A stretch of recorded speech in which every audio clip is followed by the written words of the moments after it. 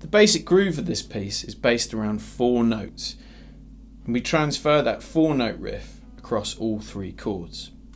So first of all, the chords that we use are E minor 7, G6 and A minor 7. Our E minor 7 is just like an E minor, but we use our little finger on the 3rd fret on the B string. It's worth using fingers 1 and 2 on the E minor part of the shape so that we can use our 3rd finger to get to G6 easily.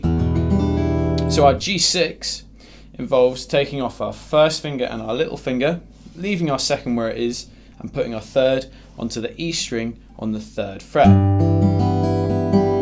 We tend to ignore that A string, so we're only using the E, D, G, B and E. When we get to A minor 7, we can leave our 2nd finger where it is again, remove our 3rd finger and put our 1st finger on the B string on the 1st fret, and we're now using the A as the bass note, which will be really important later on, rather than the E, so we don't use the E at all. And that's our A minor 7. So E minor 7, G6 and A minor 7. Now this 4-note riff that I'm talking about, that we change, that we use on each of the chords and just change very subtly for the A, goes like this. So we're using our thumb on the bass note of E, then we move down to the D, use our 1st and 2nd fingers to play the G and B, and then we string slap by just turning our wrist.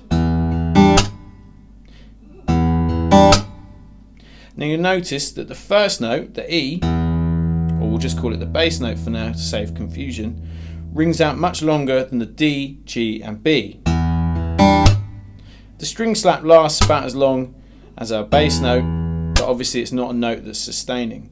So we have bass, D, 2 notes together, and then turn our wrist to make that string slap.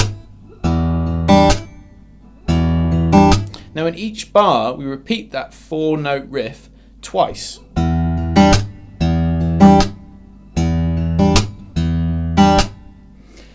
After playing that twice, we then play the bass note for the relevant chord and let that ring out.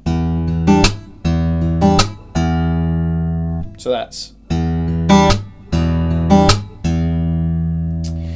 After playing E minor 7, the 2nd bar, we use the G6.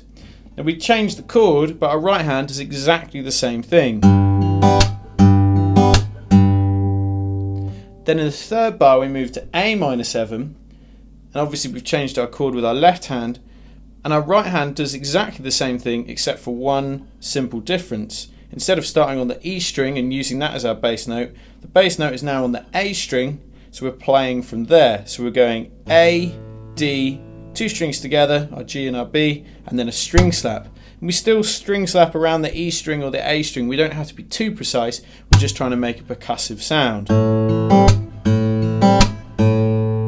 So essentially the same 4-note riff across all 3 chords, except on the A where we move our bass note to the A string.